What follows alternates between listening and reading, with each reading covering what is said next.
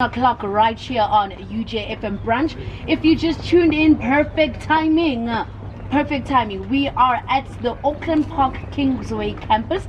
We are celebrating the 4IR Experience Room launch right here at the University of Johannesburg, and we are privileged and honored to have Prof himself, Prof Mpedi, right here on UJFM branch. A very good morning to you, Prof. How are you?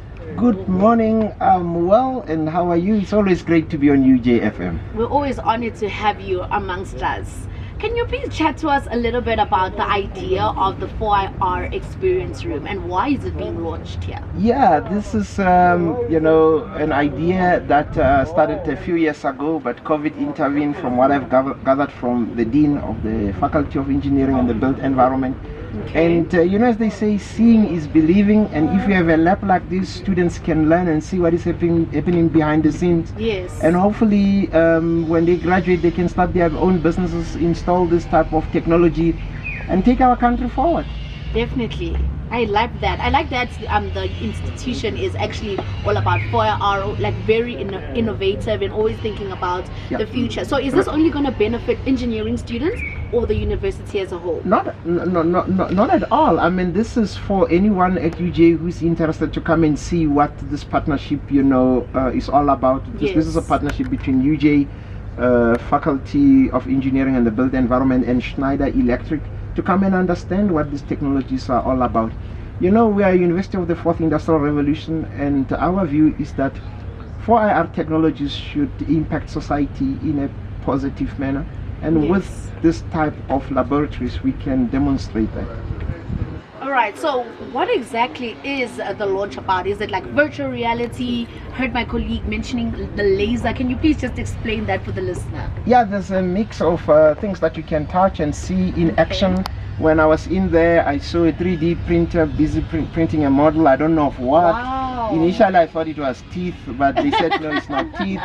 And there's also virtual reality. There was a colleague there demonstrating virtual reality. So it's a mix of that. But to see it, in action with one's own eyes, you realize that this is not just things, not just talk. This is reality. Wow. Prof, now going back to, I think it was the beginning of February. Yes, we view the 3D printed houses. Yes. And now we're viewing virtual reality. Yeah. Now looking at the students at university, at UJ, what can we take from all of that? You mean for students? For students, please. Students, must embrace this opportunity, because remember, we don't only want to graduate job seekers, we also want to graduate job creators. I think our students have a great opportunity to learn about these technologies and be at the forefront and start businesses and train others. Let's take the 3D concrete printing machine. I looked at the Phoebe students that worked with these things. These are the guys that they can start business and go around printing houses. They can educate people, start companies that use these new technologies. It's an opportunity for them, to have a head start that others don't have. And with this, we're working with a top global company, Schneider Electric. Our students have a front row seat, to engage with these technologies that other students don't have. Yeah. And we want them to also have an entrepreneurial mindset to say, but what can we learn from this? What can we do with this? And go and install these technologies and take them to the underserved areas. I'm sure you're aware of the Kwakwani project that UJ, in partnership with Schneider Electric, have embarked on and created the first smart village in South Africa. And if our students, many of whom come from these underserved areas, like myself, I come from a village, I'm a villager through and through, and I see these technologies, if we could take them to the underserved communities, take them to the marginalized communities, I think we can do a lot, and this resonates well with what UJ is all about. So did you get to put on any virtual type of 4IR experience? Did you get to do that? Not today, because you guys grabbed me before I could put on those goggles. But at UJ, yes, I have at the Faculty of Health Sciences. Yes. Where we have passionate colleagues that work with virtual reality. I was so moved when the young colleague there told me that they don't have enough virtual goggles. I Yes. donated 2, each cost 10,000. I could donated 2 for the students. So this, I'm very passionate about Wow. these technologies. Yeah. And we can see that, Prof. Now Yeah, looking thank at you so much. the stakeholders and the partnerships that Right. we've seen here. Right. What are you so proud of when you're looking at all of that? You know, the passion at UJ, look, technology is important and showcasing it is important.